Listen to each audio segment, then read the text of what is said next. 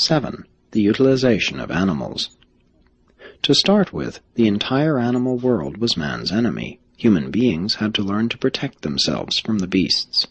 First, man ate the animals, but later learned to domesticate and make them serve him.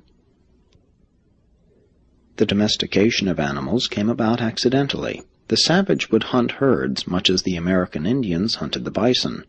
By surrounding the herd, they could keep control of the animals, thus being able to kill them as they were required for food. Later, corrals were constructed, and entire herds would be captured. It was easy to tame some animals, but like the elephant, many of them would not reproduce in captivity. Still later on, it was discovered that certain species of animals would submit to man's presence, and that they would reproduce in captivity. The domestication of animals was thus promoted by selective breeding, an art which has made great progress since the days of Dalmatia. The dog was the first animal to be domesticated, and the difficult experience of taming it began when a certain dog, after following a hunter around all day, actually went home with him. For ages, dogs were used for food, hunting, transportation, and companionship.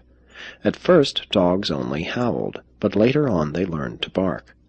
The dog's keen sense of smell led to the notion it could see spirits, and thus arose the dog fetish cults.